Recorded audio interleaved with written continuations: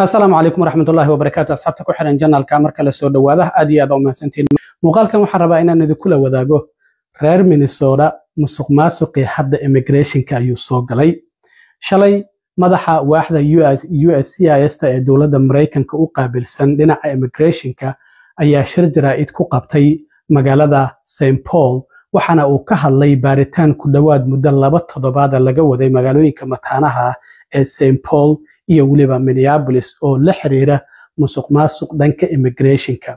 Haddaba imisa case oo musuqmaasuqa ayaa la baaray, imisa qofood ayaa la xiray, imisa case ayaa ICE lagu wareejiyay. Arrimahaasi oo ayaan idinla wadaagayaa iyo hadda kadib kiisaska dacwadaha la xareynayo oo baaritaano dheeraad ah lagu sameyn doono. Dadkana xitaa guryahooda loogu tagi doono sida haddaba dhacday oo su'aalo lagu weydiin doono. Arrimahaasi oo ayaan idinla wadaagayaa. Minnesota toddobaad kasta musuqmaasuq cusub ayaa ka soo ifbaxaya. Saddexdii toddobaad ee la soo dhaafay, saddex musuqmaasuq oo kala duwan ayaa la soo bandhigay. Mid waa kii Medicaid-ka oo 8 qof oo 6 kamid ay Soomaaliyihiin dacwad lagu soo oogay. midna waa kii xanuunka autism-ka oo qofkii ugu horeeyo dacwad lagu soo oogo ay haweeney Soomaaliya noqotay. Haddana waxaa shalay lagu dhawaaqay in musuqmaasuq dhinaca immigration-ka dacwadaha la xareeyo ah ay waaxda USCIS ay sheegtay in baaritaan ay ku sameynaysay ku dhawaad labadii toddobaad ee la soo dhaafay. USCIS waa waaxda dowladda Mareykanka u qaabilsan immigration-ka. qofku markuu dacwada xareeyo waa hay'adda approve gareyso isla markaana baaritaan ku sameyso. Haddaba waxaa madaxa waaxda USCIS ninka la yiraahdo Joseph Edlow uu shalay sheegay in laga bilaabo 19 bishii la soo dhaafay ilaa iyo 28 ay baaritaan ka sameeyeen howlgal loogu magac daray Operation Twin Shield maadaama labada magaalo ee mataanaha St. Paul iyo Minneapolis Twin Cities la yiraahdo in howlgal ay ka wadeen 19 ilaa 28 bishii la soo dhaafay waxaana ay sheegeen ilaa iyo 1000 kiis oo immigration ah in baaritaan lagu hayay.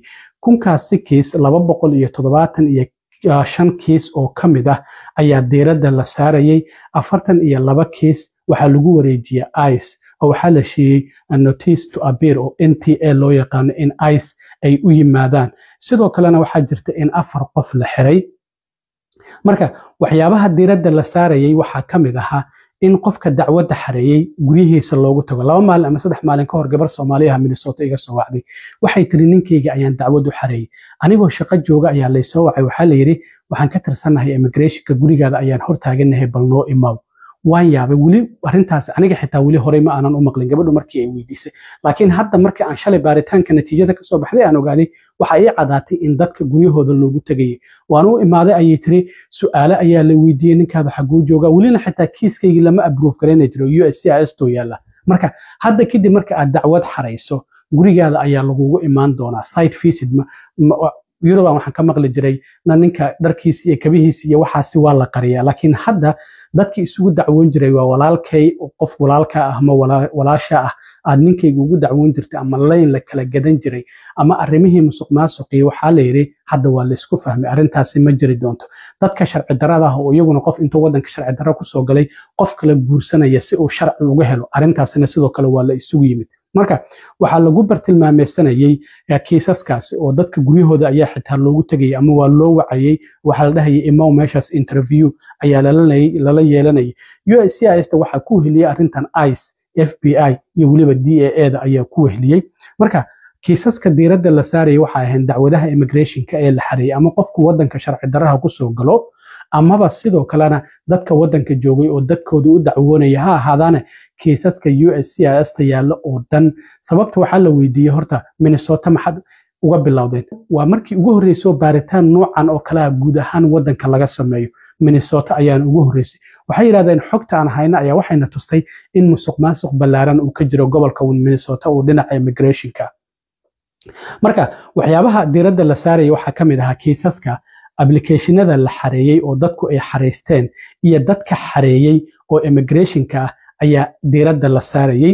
waxaana la ogaaday in qatar xoogan ay ka jirto oo aan iskeenaynin qofka dacwadan xareeyay iyo weliba dadka loo xareeyay sidaa darteed si loo ilaaliyo shacabka Mareykanka oo argagixisada ajnabiga ah looga ilaaliyo ammaanka qarankana sidoo kale iyo badqabka dadweynaha Mareykanka khatar ku imaanta looga hortago ayaa howlgalkan loo sameeyay waxaana madaxa USCIS Joseph Edlow uu sheegay inuu guul ku soo dhamaaday isla markaana 1000 kiis la bartilmaameedsanayay oo musuqmaasuq looga shakisan yahay sida iyo waliba in kiisaskaasi aysan u qalmin in la ogolaado oo USCIS ay ogolaasho siiso marka waxaa jirta 900 oo site visit waxaa la yiraahdaa qofka in ama shaqadiisii loogu tago ama gurigiisii loogu tago dad dacwada u xareysan tahay kadibna su'aalo la weydiiyo amaba in person interview oo dadkaasi loo wacay oo interview lala yeeshay marka waxay yiraahdeen waxaan helnay cadeymo la xiriira in musuqmaasuq baahsan oo immigrationka uu jiro iyo sidoo kalena dad aan u hoggaansamaynin sharciyadii immigrationka isla markaana khatar ku ah ammaanka qaran shacabka Mareykanka iyo waliba ammaanka qaranka Mareykanka sida darteed waxyaabaha la helay waxa kamid ah oo sida aan codkiisa idin maqashin doono ninka USCIS madax ka ah waxa uu yiri waxaan helnay nin soo sameystay shahaado dhimasho oo been ah xaaskeygi waa dhimatay oo yiri Minneapolis ayayna degan tahay 5 caruur ayay u haysaa Kenya ayuu shahaadada ka soo sameystay $100 ayuu ku soo sameystay xaas kalena Sweden ayay u degan tahay 3 qof ayay u haysaa kulay qofkaasi waa Soomaali labadan sawir oo la soo bandhigay labada qof oo la xiray qof kamida qamiis ayuu wataa cad qofkaasi inuu Soomaali yahay uu sii jeeda lama garan laakiin inuu Soomaali yahay ayaan u maleynaya waxyaabaha kale oo la helay waxa kamid ah in dadku ay marriage fraud wax la yiraahdo ay sameeyeen sida aan dadku ay ku dhaqmaan waan ognahay laba qof oo walaala in leeman la kala gato amaba leesaas la isugu dacwoodo arrintaasi hadda kadib waa la isugu yimid waxa kamid ah wiil oo dhalay nin argagixiso looga shakisan yahay ama la og yahay oo isaguna visa intuu ku yimid Mareykanka iska joogay sidaas darteed waa la qabtay isagana hadda waxa lagu guda jiraa wadankiisii in loo celiyo waxa sidoo kale jirta in dadku si qaldan ay u adeegsanayeen viisaha H1B iyo waliba F1 iyadoo sidoo kalena ay jirto dadku in ganacsiyo ay ka shaqeeyaan ay sheegayeen laakiin aysan ka shaqeynin iyo viisayaasha qaarkood inay waqtigeedii dhaceen ka bacdina ay iska sii joogeen arrimahaasi oo idil waxa uu yiri waxyaabaha aan helnay ayay ka mid tahay waana musuqmaasuq balaaran waana sii wadi doonaa baaritaanka isagoo arrimahaasi ka hadlayayna waxa uu yiri I'm incredibly pleased to be here today to announce the successful conclusion to Operation Twin Shield, an enforcement effort of U.S. Citizenship and Immigration Services. Since September 19th, officers from our Fraud Detection and National Security Directorate, working in teams, have conducted over 1,000 site visits across the Minneapolis-St. Paul area as part of this operation. What they found should shock all of America. Focusing on a list of over 1,000 target cases involving more than 900 individuals, our officers encountered blatant marriage fraud, visa overstays, people claiming to work at businesses that can't be found, forged documents, abuse of the H-1B visa system, abuse of the F-1 visas, and many other discrepancies. Over the course of the operation, our officers found indication of fraud, non-compliance, or public safety and national security concerns in nearly a little less than 50% of the cases interviewed.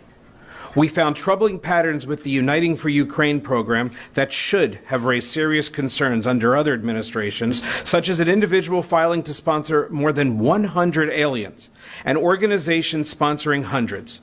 We are continuing to investigate these cases.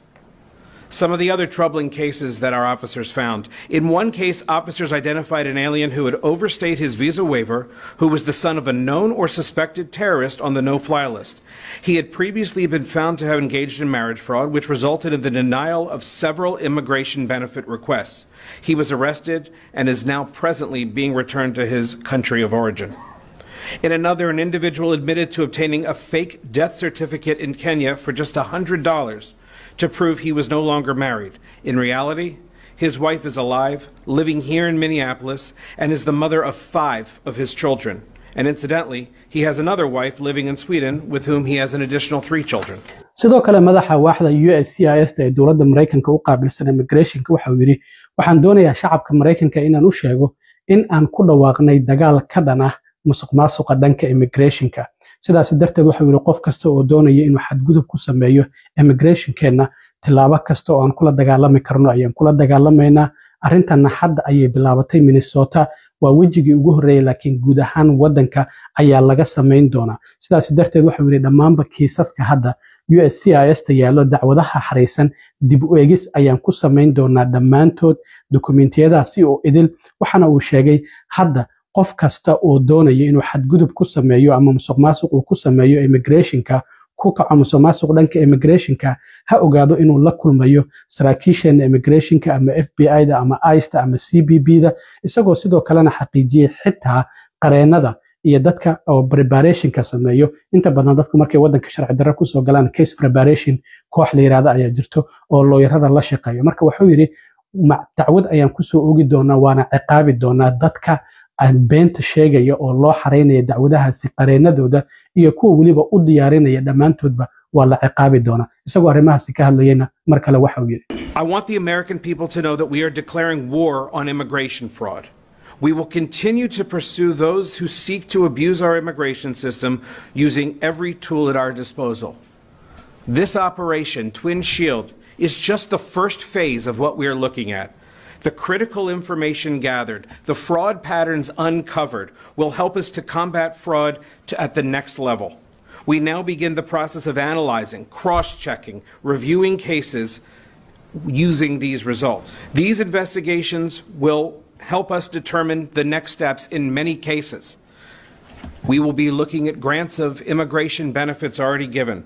We will be looking at other patterns, and we will be re-examining benefits to determine whether rescission, revocation is appropriate in any of these cases. Additionally, I would say right now that if you seek to commit immigration fraud in this country, you will find yourself meeting with our officers at USCIS. You will meet officers within our federal partners at ICE, CBP, FBI, DEA, whoever is working with us.